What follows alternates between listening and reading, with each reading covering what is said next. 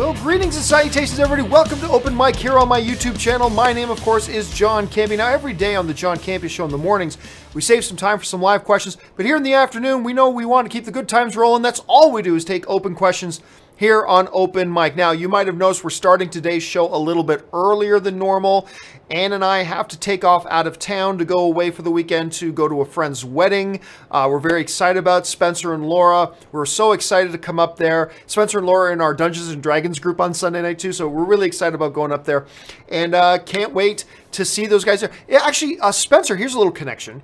Do you guys remember that show I produced for Verizon Go 90 called Awesome-tacular with Jeremy Johns? I was the executive producer of that show, blah, blah, blah.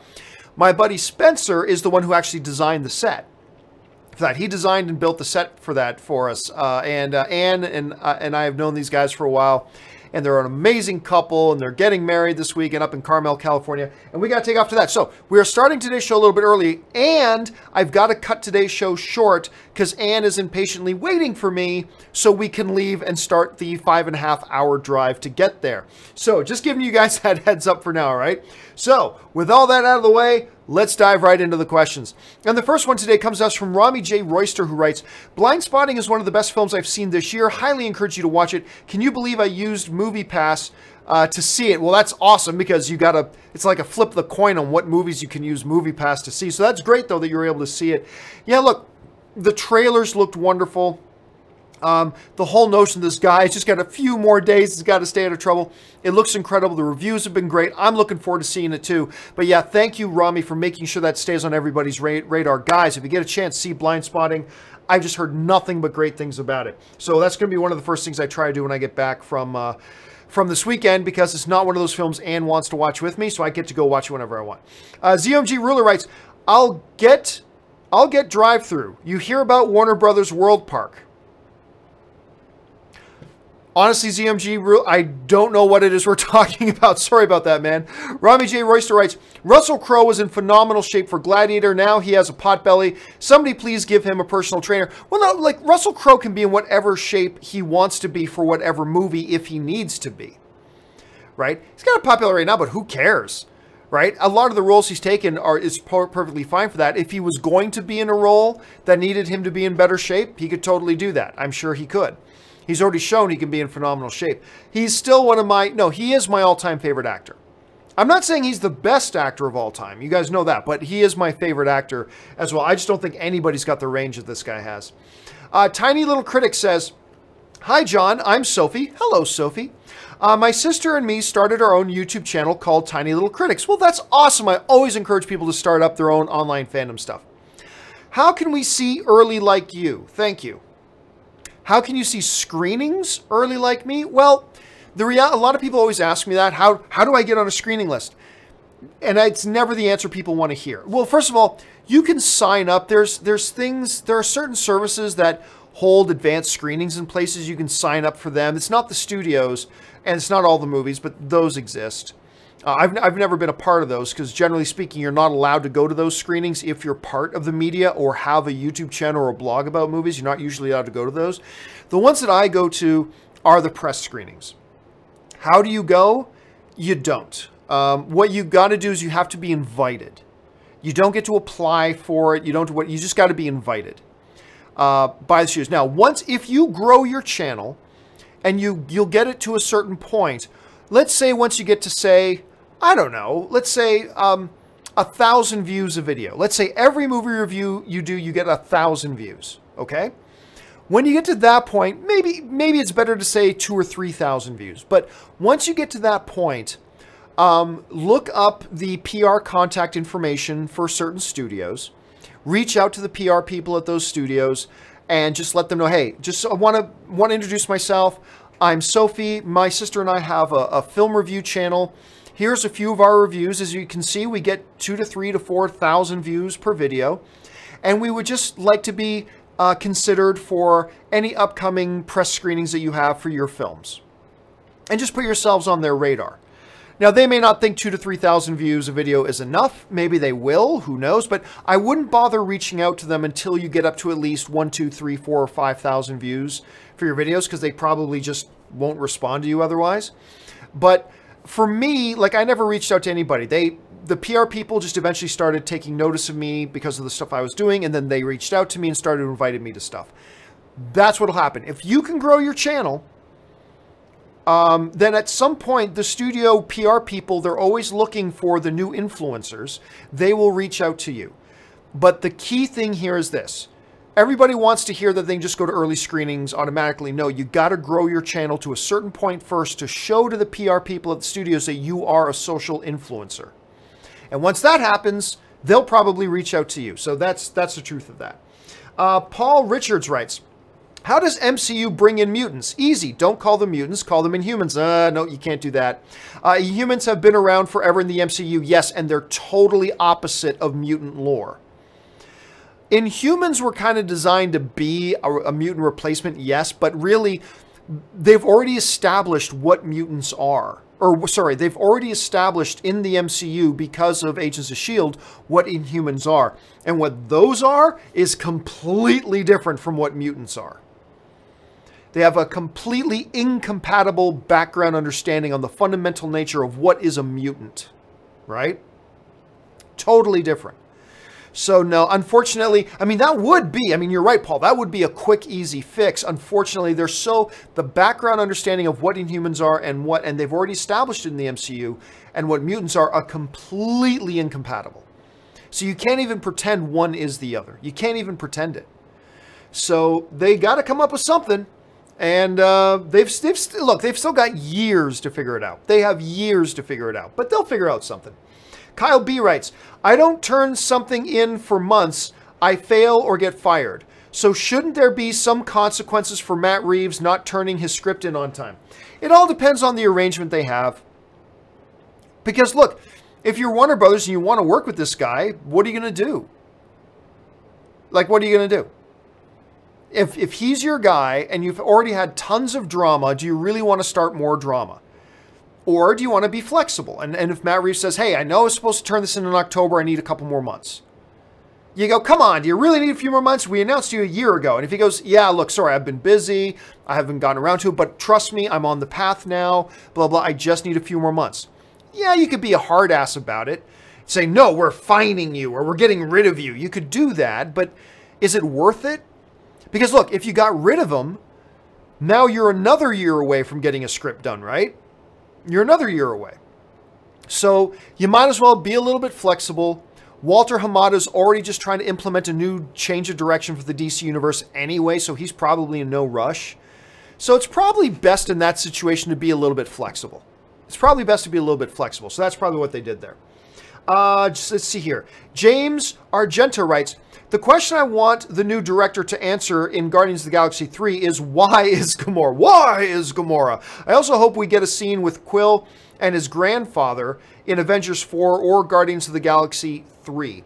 Yeah, that's funny. The guy who played his grandfather in the first Guardians of the Galaxy, in that short opening scene, was another actor that James Gunn often uses. In particular, was in Slither. Remember, he was the town mayor in Slither. He's great. I want my pib. It's the only soda I like. I love him in Slither. He's so good. So that's the guy who played his grandfather. Yeah, I mean, yeah, I don't know. I mean, first of all, we don't even know when in Avengers 4 he's going to show up. They may not bring everybody back till the very end of the movie. So, and if he's not back to the very end of the movie, yeah, then you probably don't want to waste screen time by having some kind of loose family reunion. That'd just kind of be a waste of time. If they bring everybody back in the first act, then maybe you can squeeze in a few minutes for that. Otherwise, it's probably not all that important. But I gotta admit, it would be cool just because I like that actor very much. All right, Adamus95 writes, just realized if Thunderbolt Ross is in the MCU, does that mean Betty is? Because if so, Bruce is in a lot of trouble, if you know what I mean. Well, I mean, the reality is him and Betty broke up, right? Like, they had to separate at the end of the... well, first of all, remember, this is the same Hulk as in the Edward Norton Hulk. This is the same Hulk. That means Betty Ross, who was in that Edward Norton Hulk, is in the MCU. We got a different actor playing Thunderbolt, sure, but that's the same Hulk. Oh, actually, it's the same actor from that one. We've got our actor playing Thunderbolt. It was Sam Neill who played Thunderbolt Ross in the previous incarnation. Anyway, so yeah, Betty Ross is in the MCU. They're just not using her anymore. Liv Tyler played her, I believe. But remember, he had to separate from her, and he went off. He said, "I'm leaving, goodbye." And then that's so. I don't let anybody in trouble. He's okay. He's covered his bases. Paul Richards writes, so how's that rub and tub project going with Scarlett Johansson? Well, Paul, maybe you missed it. Scarlett Johansson backed out of it. She essentially, I'll call it what it is, she got bullied. Scarlett Johansson got bullied out of being in her own movie that she's producing. And they bullied her out of the role. And we've heard nothing since. And I said at the time, now I might be wrong, I still may be wrong. But I said at the time, congrats, you bullied her out of the role, and now this movie that we were going to get with a trans lead character, now we're not getting it. Now they're probably not going to make it at all. Yay, well done. Well done. I hope you feel like you made a lot of progress. Because we were about to get a big high-profile film with a trans character as the lead character of the film, with a movie star like Scarlett Johansson, but we were so mad that Scarlett Johansson was playing the role, I'm going to bet you dollars to dimes this movie doesn't even get made now. Awesome. Awesome. Great progress. Great progress. It's idiotic to me. To me, it's completely dumb. You know, I thought that was a movie that could have marked a big step forward for a lot of things. I thought that could have been a very socially important movie, but everybody was so intent on having something to complain about that I'm going to bet you this movie doesn't even get made now. Now, I might be wrong about that. Scarlett Johansson may totally move forward and make this movie. That may still happen, and I hope it does. To be honest with you, I hope it does. But we've heard nothing about it since. And I'm not going to be, look, with all this shit everybody gave Scarlett Johansson, why would she feel the need to go ahead and produce this movie now? Why? And one of the things that was going to make it marketably viable was having maybe one of the biggest female stars in the world right now in the lead role. That's gone. What's the incentive now for producers to move forward with it? So, yay. Well done. Now we're not going to get the movie at all. I hope we do. And it's still possible we will. But, I mean, just... Ben Rayner writes, over under 35% Holmes and Watson either moves or goes into streaming. Heard nothing about it. Yeah, I'm going to guess. I'll take... 35's a big number, though, Ben. That's a big number. All right, I'll go over. I would take under 50%, but I'll go over on 35 that Holmes and Watson moves. Now, look, I'm not panicked that we haven't seen a trailer yet. I mean, it's still September, October, November. The movie's still 4 months away. It's still 4 months away. And this is going to be a light little comedy, and it's 4 months away. You don't need to have a trailer out for it yet. But we are getting close, right? We're now 4 months away. Maybe it's time they put out a trailer. And if they don't soon, yeah, I think it's probably a good bet that they probably move it. They probably move it to some stuff's got to move off that date. I mean, it's just a crazy, crazy date. Jeremy Sneed writes, just watched Mission Impossible Fallout. Wow. How does it stay so great? Yeah, I mean, look, first of all, not all the Mission Impossible movies have been great. I thought the first one was okay. But I didn't think it was great. I thought the second one was bad. The third one was pretty good. Fourth was awesome. Fifth, really solid. And sixth, also awesome. Mission Impossible Fallout is my second favorite Mission Impossible movie, just behind Ghost Protocol. I love that movie. So yeah, they seem to be consistently hitting it well. They take their time with it. Tom Cruise is very committed to these films, both as its producer and as its star. So yeah, it's just worked out to make some great films. The other black guy, I love that name, writes, when Lucifer Goes to Hell, the fourth anecdote, best episode. That's a very solid episode. Not just because of Lucifer, but when you see that what hell is, the constant reliving of your worst moment or of your most painful moment, which is a theme that Preacher has picked up on, because that's their incarnation of hell as well, is that you sit in a room and you constantly have to relive the worst moment, right? And that's what Lucifer's hell was, and I thought that was a great episode. Great. There's been so many great episodes, but that is definitely one of the great episodes. Jeremy Sneed writes, as an MCU fan myself, I often feel like fans don't give other studios a chance. We should all open our minds. Other studios have done good work. Well, I mean, look, all the MCU does is just, all they do is comic book movies. Comic book movies aren't even the best movies. I mean, oftentimes the best movies every year are not associated with Disney, and they're certainly not comic book movies. Sometimes, like last year with Logan, they are, but, you know, often they're not. So, to me, it's not about other studios. To me, see, here's the interesting shift in the paradigm, okay? It used to be that we used to have to try to convince people to give comic book movies a chance. Give comic book movies a chance. It's completely the opposite now. Now I feel like, as a film pundit, I'm constantly begging the film audience, give movies that aren't comic book movies a chance.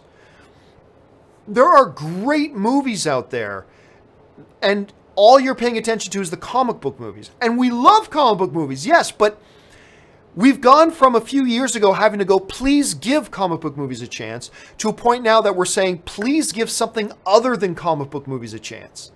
So it's not about the studio, it's about the genre. There are a lot of film fans out there now who have very much just put themselves in a little tiny box that I am a film fan of only comic book movies. When there are great dramas, period pieces, character movies that are so good. And I feel like sometimes we got to convince people to try movies other than comic book movies. Now, look, I'll talk about comic book movies all day because I love them. But I'm also going to talk all day about all these other films because they're worth seeing too. And that's kind of where I feel we're at right now, Sneed.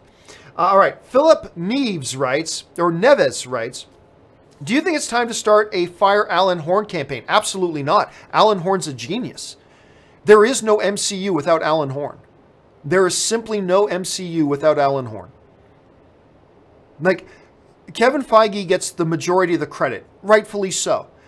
But there's somebody above Kevin Feige who's been enabling Kevin Feige to do what he can do, and that's Alan Horn. Alan Horn is Feige's boss. Alan Horn is the chairman of studios for Disney. He's the head honcho when it comes to studios. He's the one who's allowed Kevin Feige to do the things he does. But also remember, he's prevented Kevin Feige from making some mistakes. The one stupid, idiotic thing Alan Horn has done, and make no mistake, it is stupid and idiotic what he did. I'm not talking about letting James Gunn go, but rather how he handled it was completely idiotic. But that was his bad day at the office. Make no mistake about it. Alan Horn's a frickin' genius in this business. He's got that job for a reason. There's a reason Bob Iger has him in that position. There's a reason Disney Studios are so successful. And it's Alan Horn. Alan Horn has shepherded the biggest successes they've ever had. So, no. Honestly, Philip, it's a ridiculous notion. Firing Alan, what? Because he made one mistake? And it wasn't even a serious material mistake. It was a mistake of just how he said something once. Nah. The guy's a genius. He's built great success there. If Disney fired him, every other studio would celebrate. Because Disney doesn't have one of the best guys in the business anymore, and now one of the other studios can scoop him up. And yeah, so no, we do not fire Alan Horn over that. Ben Hayusa writes, thoughts on classic Smokey and the Bandit with Burt Reynolds and Jackie Gleason? I mean, it's what I just called it, a classic, right? It's a fun movie. Dude, Smokey and the Bandit, there's a couple of old Burt Reynolds where they're talking about Cannonball Run, Smokey and the Bandit. Like, those movies are just great. And you know what? They're timeless. Personally, I find them to be timeless. Beautiful, wonderfully made, awesome movies. And so much fun, and they do stand the test of time. A lot of movies that, even the ones we call classics, they're dated. So when you watch them now, you can't quite appreciate them because you kind of had to live in that area or that era to get them more and to understand them more. But not with these movies. Smokey and the Bandit, even some of the Clint Eastwood ones, like Any Which Way But Loose, the Cannonball Run, which is awesome. Not so much the sequels, but Cannonball Run, which is awesome. These are timeless movies that I still think work just as well today as they did before. Daniel Quintana writes, what are your thoughts on the films Corky Romano and Night at the Roxbury? What is love? It'll hurt me. Anyway, me and my family love those films, quote them all the time. I never liked Corky Romano, to be honest with you. I forgot to bring my drink up here, so my throat's starting to go on me. I never did quite like Corky Romano, just to be honest with you, but Night at the Roxbury, for whatever reason, was always a guilty pleasure of mine. And that was Will Ferrell before he was Will Ferrell. You know, before he was the biggest name in comedy for a while and the biggest name of the Saturday Night Live troupe, which he was for years. He was still kind of the new guy. And, yeah, I mean, I got a kick out of that one, I did. But Corky Romano honestly never worked for me personally, but clearly worked for you. But Night at the Roxbury, I got some fond memories of. Dakota Barber writes, interesting how on commentary for Infinity War, they said that Peter dying in Tony's arms is something that will change him forever. I thought, well, I don't know how interesting it was. I thought that was kind of obvious. Personally, I kind of thought that was obvious. Like, that was a moment, like, that, remember, he's had somebody die in his arms before. But going all the way back to Iron Man 1 with Yinsen in the cave, right? He had that moment. But he hadn't had as long of a relationship with him in the cave as he did with this kid. And this was a kid that he kind of felt responsible for, right? And, you know, he gave him the Spider-Man suit. And so he was going to feel responsible. And yeah, I always kind of felt watching the movie that when Peter died and the way they portrayed that, and Robert Downey Jr. was great in that scene. Like, everybody talks about how great Tom Holland was in that scene. And he was. Tom Holland was great in that scene. But I feel like a lot of people don't give Robert Downey Jr. The props he deserves for how he played that scene. But the way Robert Downey Jr. played the scene, I got a sense of that. That was a deep cut. That wasn't a punch you in the shoulder, ow, pain. That was deep pain. There was, and because it wasn't just pain, there's guilt associated with that pain. When you combine pain and guilt, that's a deep cut. And so, yeah, I mean, it's interesting that they mention it, but I always kind of felt that because they did such a good job of portraying it in the first place. You know what I mean? So, yeah, that's a key moment. I think we're going to see ramifications of that. Much like we saw ramifications of Tony Stark seeing an alien army in space, gave him PTSD in Iron Man 3. Now we're going to see even more baggage in him. He's going to be a messed up dude, but I kind of like that. Kevin Kamaki writes, welcome to the salty spittoon. How tough are ya? Is that, I can't remember that line. Is that a Roadhouse line? I can't remember. Is that a Roadhouse line? I can't remember, to be honest. Sorry about that. Curtis Lopez writes, saw Crazy Rich Asians last night. Calling those characters Crazy Rich is an understatement. Yeah. Yeah, it was like ridiculously stupid rich. And again, one of my problems with Crazy Rich Asians, and I like Crazy Rich Asians. It's worth seeing. It's a charming, endearing, funny little movie. One of my problems with it is, oh, look, again, the man of the girl's dreams has to be super rich and powerful. Like, why does the guy always have to be super rich and powerful? Now, women could very legitimately argue, like, well, guys, there have been so many stereotypes attached to the girl of the guy's dreams in movies for so many years. How you like them apples? That's fair. That's totally fair, too. Curtis Lopez writes, oh, that was Curtis Lopez. Der Wunderbar writes, seen Disenchantment, John? It's really funny. I have not watched the show yet, but every review I've read has been bad. Every review I've read for Disenchantment so far has been bad. Now, I liked the trailer for it. I didn't love it. It's from Matt Groening, the guy who did The Simpsons and Futurama. This is his new show. I'm not saying it's bad because I haven't seen it. All I'm saying is every review I've read so far has been bad. So you're the first guy, Der Wunderbar, I'm hearing that saying that you saw it and that you actually enjoyed it, and that's great. I am going to check it out, and I'll give my own thoughts on it once I do. I haven't seen it yet, but so far, dude, you're the first person I've heard say something good about it. Everything else I've read has been bad, but we'll have to wait and see when I actually have a chance to see it myself. All right. Alex Pitt writes, has anyone seen Happy Time Murders yet? 5.8 on IMDb. This is why I always tell you guys, ignore anything that has fan ratings. Nobody has seen Happy Time Murders yet. All right. I'm seeing the first press screening on Monday night. Monday nights with the first press screening. And I haven't seen it. So everybody who's voted, that's the thing. People can vote on things on IMDb and on Rotten Tomatoes user ratings, even if they haven't seen the movie. That's why I always tell people, never pay attention to the user ratings on Rotten Tomatoes or IMDb. The only user rating that has any relevance or any meaning whatsoever is CinemaScore, because CinemaScore actually sits outside of theaters and talks to people as they're coming out of theaters and can actually verify that those people saw the movie. That's it. Never pay attention to user scores on IMDb. Never pay attention to user scores on Rotten Tomatoes. They're absolutely meaningless. That's another great example of why they're meaningless. Murray Reich writes, I keep scratching my head as to what the hell went wrong with Peter Berg's and Mark making Mile 22. My expectations for the film because of the other three. John, did you even like or think the ending was great? I thought it made no sense. No, the whole movie made no sense. The plot made no sense.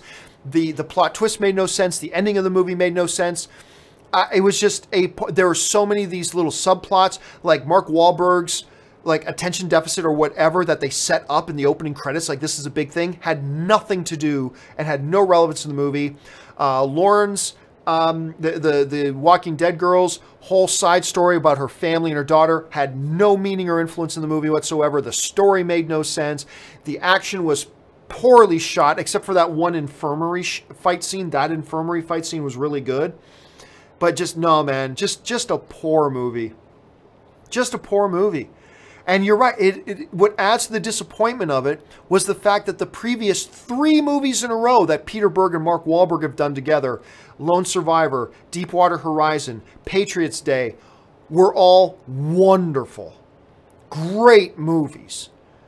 And so it's extra disappointing to see them do this one. No wonder they held the review embargo till the day before, because they knew people weren't going to like it. This is just a movie that did not come together well, man. Dakota Barber. Oops, had the jump. Sorry.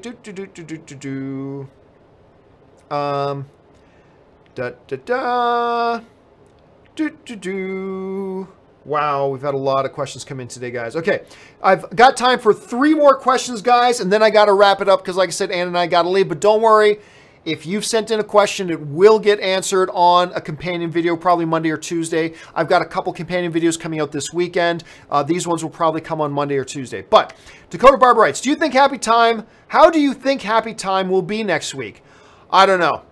I honestly don't know. I think the trailers have been hilarious. That doesn't mean the movie's going to be good. I think it's iffy. But I do think it's going to be one of those movies where people are either going to love it or people are going to hate it. And I don't think there's going to be a lot of in-between wiggle room. You know what I'm saying? So I'm going to see it Monday night. I'll let you guys know what I thought once I do. But I honestly don't know how it's going to be.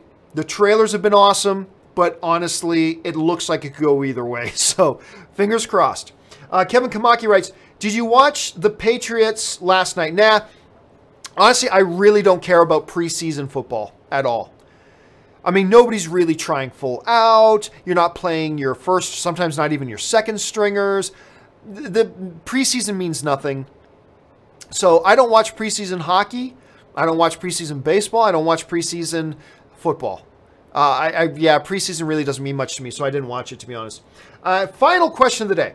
Murray Reich writes, fingers crossed for Happy Time Murders. Well, I just said that, and I completely agree, yes, but it wasn't really a question, so I'll take one more. But thanks for that comment, Murray. Anthony Cullen writes, screw Resistance. I want my Sabine and Ahsoka, the Search for Ezra series. Not me. Yeah, like we talked about, for those of you who didn't notice or who didn't know, the first trailer for Star Wars Resistance, the new animated show, dropped this morning. Personally, I thought it looked like ass. I thought it looked terrible. I'm okay with the animation style. I think I like the animation style. I think I like it.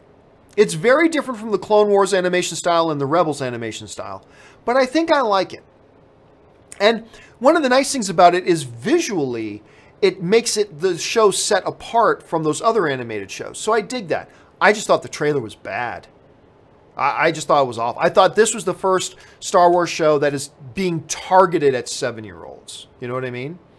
Whereas Clone Wars, Rebels, they were very kid-friendly, but very adult-friendly at the same time. This one, I feel like, is an after-school spec. This one, I feel like, is targeted at elementary school students. and it just felt bad. Now, that doesn't mean the show's going to be bad. Maybe the show's going to be great. Might be awesome. Maybe it's just a bad trailer. We've seen lots of bad trailers to great movies and TV shows. Maybe that'll be the case here. We'll have to just kind of wait and see. All right, guys. That will do it for me. As I mentioned at the beginning of the show, I have to cut today's show a little bit short because I got to drive up to go to a friend's wedding. Thank you so much for joining me. Just reminding guys, everybody from Dur of Underwear all the way down, all these questions will be addressed on an upcoming companion video. Probably look for it on Monday or Tuesday or Wednesday because I've got some other backed up questions that we're going to be addressing on Saturday and Sunday for those companion videos. So look for these questions to probably get answered on Tuesday, probably around Tuesday, maybe Wednesday, something like that. Keep your eyes open, but they will get addressed. All right, guys. Hey, it's Friday afternoon. The weekend is here. Congratulations, guys, on successfully navigating another hard week, whether it's of studies or of work or whatever. You've earned this weekend. I hope you guys have a fabulous weekend. Don't forget, I will post up some companion videos over the weekend, even though I'm going to be away, but I'm going to post up some of those videos anyway. Thanks a lot for being here, guys. Thanks so much for giving me a great week of doing shows. You guys are awesome. I just so grateful for you guys and for being here, letting it be possible for me to do this. And I have a great time with you, and I hope you've had a great time with me. All right, guys, that'll do it for me for now. Have an awesome weekend. My name's John Campea, and until next time, bye-bye.